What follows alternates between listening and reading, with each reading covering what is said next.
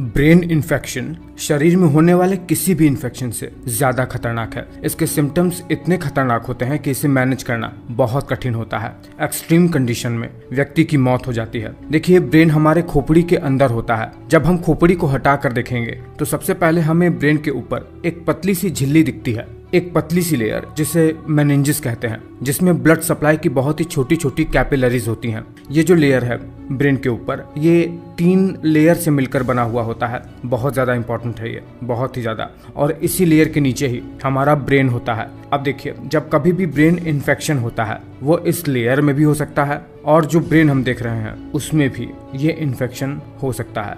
चलिए एक एक करके दोनों के बारे में समझते हैं। देखिए, ब्रेन में इन्फेक्शन का जो सबसे प्रमुख कारण है, जो कि 50% से भी ज्यादा है, वो होता है वायरस। दूसरे नंबर पर बैक्टीरिया, पैरासाइट से भी होता है, फंगस से भी होता है, पर बहुत ही कम मात्रा में। ये जो वायरस बैक्टीरिया है, ये हमारे श्वसन के थ्रू, सलाइवा के थ्रू या इन्फेक्टेड पर्सन के कांटेक्ट में आने से ब्रेन में चले जाते हैं। ये मेन वायरस जो सबसे ज्यादा कारण करता है ब्रेन में इन्फेक्शन का, वो है हर्पीज सिम्प्लेक्स वायरस और एंटेरो वायरस, और एक और कारण रेबीज वायरस। और भी कई सारे वायरसेस हैं, लेकिन ये प्रमुख हैं। ये सब जब हमारे ब्रेन के मेनिंजेस में पहुंचते हैं ब्लड के थ्रू, तो ब्रेन के सबसे ऊपरी वाले इस झिल्ली को इन्फेक्ट करना शुरू कर देते हैं, जिससे वहां पर इस झिल्ली पर इम्यून सिस्टम अपना काम करने लगता है और उस एरिया में इन्फ्लेमेशन होने लगती है, यानी इस झिल्ली में। और जैसे ही बॉडी के किसी भी अंग में इन्फ्लेमेशन होने लगता है, वहां पर इरिटेशन, जलन जैसा, और उस बॉडी फंक्शन में कमी आने भी लगती है, स्पेशली उस ऑर्गन पर। मेडिकल की भाषा में इन्फ्लेमेशन को दर्शाने के लिए ऑर्गन के लास्ट में आइटिस जोड़ देते हैं। इसीलिए इस बीमारी को मेनिंजाइटिस कहते हैं। मेनिंजिस और आइटिस मतलब मेनिंजिस में इन्फ्लेमेशन। इन्फ्लेमेशन की वजह से मेनिंजिस की लेयर दरअसल फूल जाती है और नीचे ब्रेन के ऊपर प्रेशर लगाने लगती है, जिससे ब्रेन के फंक्शन में कमी आने लगती है। व्यक्ति को दौरे पड़ने लगते हैं। नॉर्मल मेंटल कॉग्निशन में ऑल्टरेशन देखने को मिलता है और नेक स्टिफनेस देखने को मिलता है, मतलब गर्दन अकड़ सी जाती है, क्योंकि इससे नेक मसल की मसल टोन इंक्रीज हो जाती है।